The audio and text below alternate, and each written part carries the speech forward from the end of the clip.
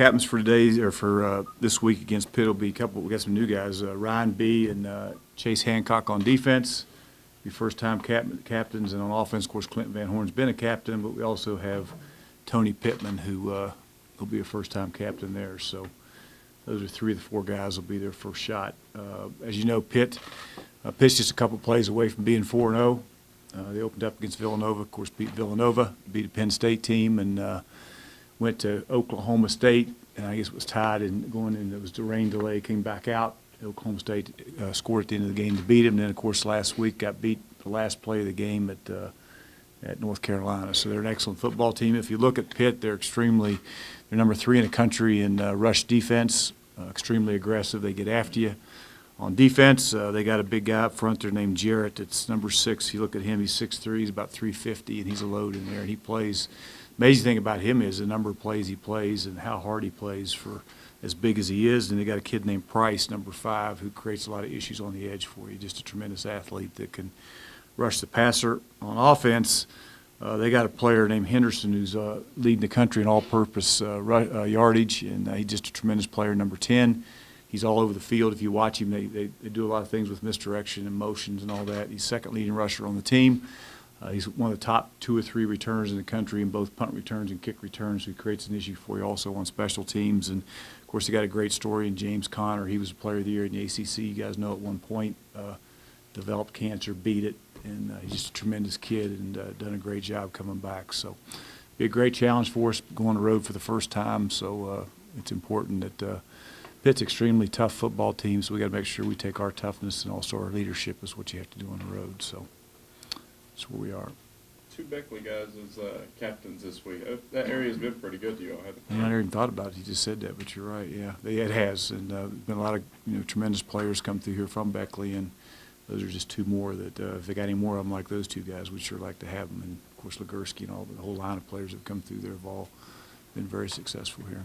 Those 2 guys have similar stories too. I mean, they came in, earned their way, and went from invited walk-on to captain. How about that? Yeah, that's a great story. Yeah, it sure is. You know that Chase had to miss last week. Is he going to be back? He'll be practicing today. Yes, he'll practice today. Yes. How tough was it on him, Coach, to have to? Well, I mean, yeah, he's no question. Anytime you're a competitor, you want to go play, especially in a game like that. So him not having the opportunity, it hurts. And but that's the way it is, and he's got to prepare and get ready for this week. How much did it help you though? Garrett gets full game Well, experience. I mean, I'd rather not gotten the help that way. But there's no doubt that Garrett. I think about Garrett's a competitor. He went in there and fought hard and did some good things and in a very tough situation. And but there's no doubt that down the road that experience that he gained in that game will help him without doubt. Going on the road for the first time, how good is it to have him back, especially for that, and not have Garrett going in as a leader for the first time on the road? Well, there's just no doubt that Chase has got a lot of games. He's still young, going into just his second year, but he's got a lot of games under his belt, and he's had the opportunity to go on the road and play in games, so he'll have the experience of doing that. But just he's our quarterback. He's a guy that's our quarterback and has experience there, and just getting him back out there today is going to help a lot. Of course, you mentioned 29 people on the travel squad, 29 new kids on the travel squad, and now they actually have to get on a bus and go farther than Barbersville to Huntington. What's the toughest thing about that process? Well, I'm not sure it's a whole lot different other than the amount of time you're on the bus, unfortunately. So, they've been to the hotel. They understand. We don't change. We still, all our preparation's done here prior to leaving, on Fridays. So once we get on the bus, once we get to the hotel, whether it be in Barbersville or in Pittsburgh, our routine will stay the same, and the same routine will take place Saturday, being another night game. Will basically be the same routine we had this past week. So they've gone through that. They understand it, and it should not be an issue. You've had plenty of experience against Pitt. So I know it's Marshall's first time playing them in history, but your experience is pretty well versed. What are some of your favorite memories against Pitt? I'd rather not even go to there. I mean, we did play them a lot, and we won some and they won some. But I think I'm concerned about right now is preparing this Marshall football team to go play an excellent Pitt football team. And, you know, like I say, if you look at that team, you know, the coach has done tremendous. They're extremely physical, extremely tough. They're well coached. You look at all three of their phases, it's a mirror image of who he is. I mean, his toughness, and they're extremely aggressive, as I mentioned before, on defense. Offensively, they get after you, they run the football. And on special teams, they're well coached with good players. So, you know, it's you know, I had an awful lot of games with them, and they were all. The thing about Pitt, they always had players. I mean, you're at University of Pittsburgh, you know, from Marinos to Dorsetts to Hugh Greens to all of them. I mean, there's been players there every time you line up against them. The one common denominator every time you do play them is they have good players, and you know what, they should. I mean, they're in Western PA. There's a lot of players right there around Western Pennsylvania, and they've always done a good job of going into Ohio and Florida and everywhere else and getting really good players. And if you're at the University of Pittsburgh, guess what? You should have good players. You should. They got a great budget. They got a tremendous school. And if they don't have players, then there's an issue there. But they have players, and he's done a good job of getting them. James Conner's story, how inspirational has that been for the entire landscape of college football? I mean, anytime, number one, you get a kid that beats cancer the way he did, but his attitude, I mean, you know, you guys have seen the same thing I have. I mean, he's just got such a tremendous, the attitude he took towards tackling that fight he had to fight was just unbelievable. And you got to give the kid an awful lot of credit, and I'm sure he was surrounded by coaches and trainers and doctors that deserve a lot of credit because he's got to be happy for a kid that battles like he battled and gets the results that he did, because he's a tremendous kid that fought the fight and found a way to win it. You coached in Hinesfield by chance? You know, I haven't. I was talking to Billy this morning about that. I was trying to remember. I think we did coach at the Steelers' old stadium in the I think it was in the late 90s. I'm not sure when he moved to Heinz Field, but what was it? I can't. The old one was Heinz Field, right? The old Three Rivers. Three Rivers, yeah. I think I coached in Three Rivers, but not Heinz. Doc, with the way Pittman ran the ball and has run the ball when he's given a chance of being a captain, they're going to move him up Yes, in it the is. Yeah, pecking order? yeah, he'll start Saturday. Yes, yeah, he will start. And Anthony Anderson will get more reps too, because I felt like he deserves reps. So Yeah, both those guys ran really well. physical, tough, and you know we ran the ball at times pretty well. You know, and that's going to be critical. We can do that not only this week but throughout the year. Doc, after looking at how your defense, I thought the front seven acquitted themselves pretty well on Saturday. I thought the front seven played well. To be honest, you go back and look at that tape, and you know our front seven did some things that hadn't been done to that team. We got to get still got some few issues in the back. Well, not few. We've got some issues in the back end, but they played. You know, I thought Chris Jackson went in there and came back and played well. I mean, you know, after the improvement he made from week 1 to week 2 was tremendous. We got to continue to do that. We're going to be fine at the end of the day. You know, we got our front seven. I think are plenty good enough, and I think once we get Chris and some of those guys squared away back there in the secondary, you know, we'll be fine defensively. But you're right. Our front seven played well. We had our whole goal with him and he's just a tremendous player. I want to move on, but was to try to keep him from getting started. And I thought we did a pretty good job with that, especially early on. And that was a credit to that front seven for getting that done. You like that Corey Neely stepped up and made 12 tackles. You hate to have your safety have to make 12 tackles, though. Well, sometimes, Woody, though, that you know they're making tackles, but they're also in the run fits.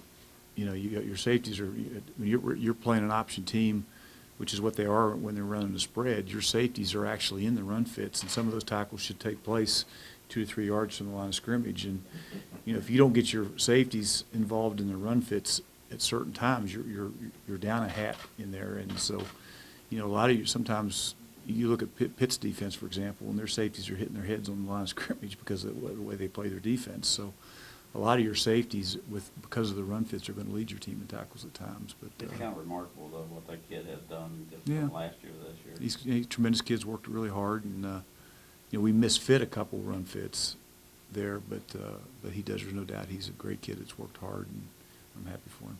Was last week a scenario where you take the game and you segment it, and you look at that first quarter and you say, if our defense plays like this consistently, we're going to be tough? I think what I told them, and I'm going to go on, because I told them, you know what, just play with the kind of effort that you played with, all right, throughout the year, we'll be fine. I mean, give us the effort. And the entire, our special teams were solid. I mean, there wasn't a deal on special teams that we got, you know, I thought just effort-wise from a team standpoint. Now, you know, if you just play with that type of effort the rest of the year, I think you look up at the end of the year and you go like we are, because they played with great effort, and we got to continue to do that. Third down conversions, how concerning is it that you all have normally been in the, you know, high 30s to mid 40s range, and right now you're well below that? Well, there's no doubt, and that was an issue Saturday, of course. But you got there's no. You know, I think our goal was to be around 50% on third down conversions, which is really good. Normally we're there. I mean, we've been there, you know, for the last 3 years, so to speak, and even probably beyond that. But we've got to get better in a lot of areas, and third down conversions are one of them. Not only offensively, but also defensively. You get off the field. There was a couple third downs. That game could have been really close at half if we'd gotten off the field. There's a 3rd and 12 down there. I think it was 14-0 at that point. We got them 3rd and 12, and if a guy makes a play right there, we're off the field there. So we got to do a better job getting off the field on third down, not on defense, and also we got to be able to do a better job of converting on third down on offense without question. Even though Pitt's offense is explosive, that's going to be a big thing this week. Mm. They're really high in time of possession and things like that too. They'll run the ball 50 times if you let them. They will. They will. And you know, the thing they do is they do a lot of. If you watch them on tape, they're a lot of those are speed sweeps with their receiver is the second leading rusher. Number 10 is not a tailback; he's a receiver, but he's their second leading rusher on their team. And they do a lot of perimeter runs with their jet sweeps and all those kind of things. So they create a lot of issues with you with their motions and movements as far as your run fits are concerned with your safeties. And there may be a safety leading tackler again this week because of the run fits, because of the speed sweeps and those kind of things that have to happen. So, you know, we've got to do a great job with that. But there's no doubt, there's not, whether it's Pitt or whether it's North Texas down the road or whoever it is, if you don't get off the field on third down and you don't convert on third downs, then you've got problems on with both sides of the ball. Offensively, or are they going to be the type of team that finds themselves in more 3rd and 2s, 3rd and 3s than? They'd like to be, Doug. I mean, that's anytime you're a running football team, you'd like to find yourself in a situation. If you look at your third down conversions, you know, you're right. Anytime you're a team like Pitt that loves to run the football, you know, you want to come up. You know, if you run the ball, it's a 4-yard gain. That's what's considered a good gain. Which if you can go with it, get a 4-yard gain on both first and second down, you come up 3rd and 2, which is where you want to be in that situation. So I'm sure ultimately that's their goal, and they would like to get in a lot of 3rd and shorts. And of course, from our standpoint, we'd like to get them in a lot of 3rd and longs. So that's the game you play. Their defensive end, I was asking Clint yesterday, I can't remember a time in which he's had 3 back-to-back weeks in which he's gone against premier defensive ends like what he's going to. Yeah. But this guy's 2nd in the nation in sacks, and he looks like he's a little bit smaller of a DM. I tell you what, he reminds me a little bit. I remember it was Delvis Emerville that played. Demerville played at Louisville. Was about a 5'10", 5'9" guy, still playing in the NFL, I think. And that's what this guy is. He's 5'11", maybe 6 foot, but he's about 240, 235, and he can really rush the passer. And you go watch him. But that's who he reminds me of. He was from Miami Jackson down in Miami, and probably like this kid was not a heavily recruited kid because he's 5'11", 6 foot. But you turn the film on, and he creates problems for you, not only in the pass game, but also the run game. Obviously, you open the playbook back up again with your quarterback coming back. You know, did you have to close it down a little bit, just Garrett being in a first start, a 40,000 crowd, and a big time team? I think more than anything else, it was because of the team we were playing. I mean, you know, you had to protect, and you had to get the ball out of his hands, and you had to, of course, do what he could know to do. We wanted to try to put him in a situation where he could be successful. We tried to get him some completions early, and didn't do a very good job of getting that done. So, to answer your question, we had to cut it back a little bit for him, but I thought he, you know, Garrett's going to be fine. I mean, he's going to be fine, and Well, he looked like, I mean, honestly, from the first quarter to the fourth, yeah, you could see a change. he did, and you know, he just didn't get it. He didn't get to ease into it like you'd like a young freshman to be able to do, and you know, and you've seen a lot of football, Woody, and all of you, and I've coached a lot of football, and that's a team out there. If they're number 3, probably the number 3 team. It looks like a number 3 team in America when you look at them defensively and offensively and special teams. And you know, I coached on a national championship team, and that's what we look like. we had those kind of kids. And so he lined up against a really good football team, and I thought for the most part held his own. You want to teach him how to get down on a couple of those runs? He's helicopter and taking a couple of hits. I was concerned we were going to have to put Smock in there after a couple of those. But, if we put Smock in there and he got hurt, then we'll release that injury report, I promise. We'll tell you exactly what his injury is. Likely a shoulder. We'll tell you exactly what his injury is. As soon as it happens, we'll get a bullhorn and we'll be on it. Okay. Pitt's front seven,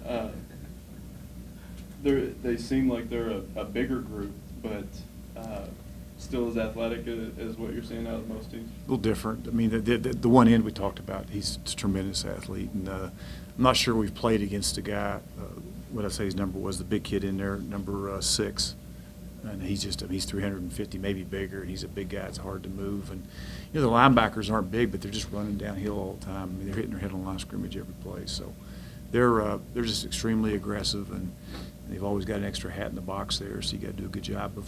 I mean, they're extremely, as far as the blitz, they're going to bring a lot of blitzes from a lot of different areas. So you got to be really sound with your protections, and you got to be able to match when you run the ball. You got to be able to get hats on the right people. Okay. Sure.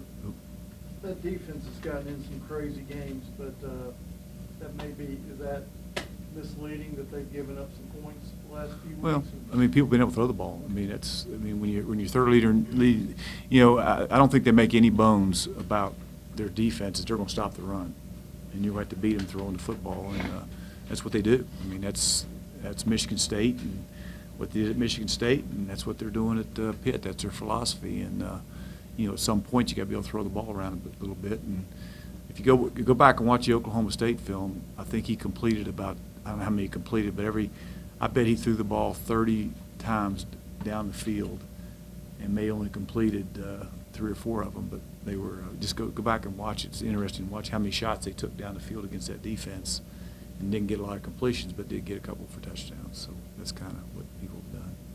For your offense preparing this week, how similar is the look that you're going to get from them with him being a Michigan State guy to what you all face out here? In practice every day? I think we're similar as far as coverage is concerned a little bit. So, yeah, we are similar. They play a lot of quarters.